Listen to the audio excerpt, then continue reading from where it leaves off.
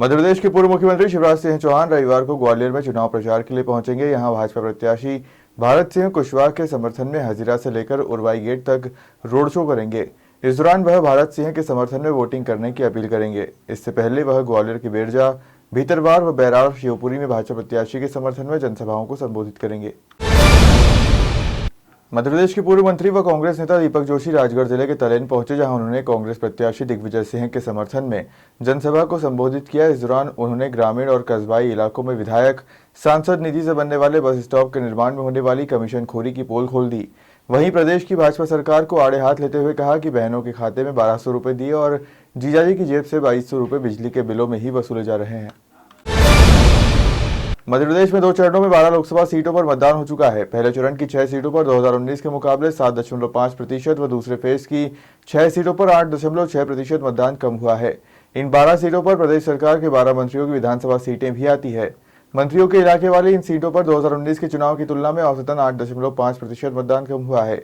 यह चिंता इसलिए भी है क्योंकि मतदान से एक दिन पहले ही केंद्रीय गृह मंत्री अमित शाह ने भोपाल में कहा था कि जिस मंत्री के क्षेत्र में मतदान कम हुआ उसका मंत्री पद जाएगा। मध्य प्रदेश में 2 चरणों के मतदान के बाद अब भाजपा ने तीसरे चरण के मतदान को लेकर मैदान संभाल लिया है, जिसके चलते सीएम डॉक्टर मोहन यादव ने भोपाल के शास्त्री नगर पहुंचकर बुजुर्गों के आयुष्मान योजना के संकल्प पत्र भरवाए।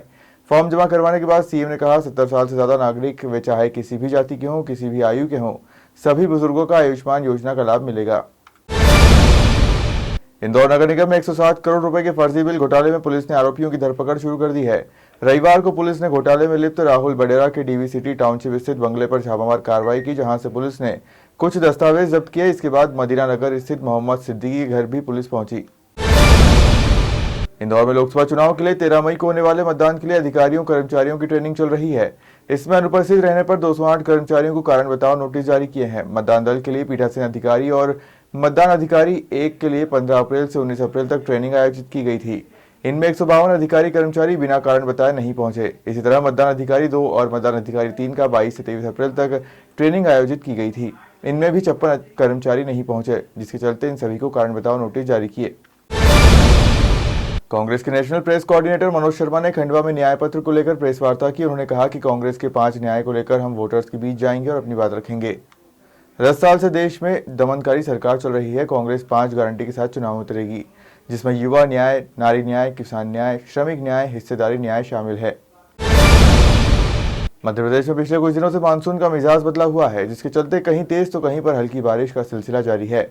वहीं एक बार फिर मौसम विभाग ने अलर्ट जारी किया है, जिसमें बैतूल, जबलपुर, मंडला, डिंडौरी और शहडोल में ओले गिरने की संभावना जताई है।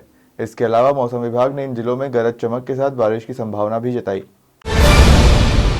छिंदवाड़ा में एक महिला ने 1-2 नहीं बल्कि 3 लोगों के साथ बारी बारी शादी की और झांसा देकर रफू चक्कर हो गई, जिसके बाद पीड़ित फरियादी अब एसपी कार्यालय के चक्कर लगाने को मजबूर है। शिकायतकर्ता अनिल राय ने एसपी कार्यालय में आवेदन दिया है कि रोहना निवासी महिला से विवाह हुआ था, जिसके बाद महिला जेवरात करीब कीमत 5 लाख और नकद राशि 35,000 लेकर फरार हो गई।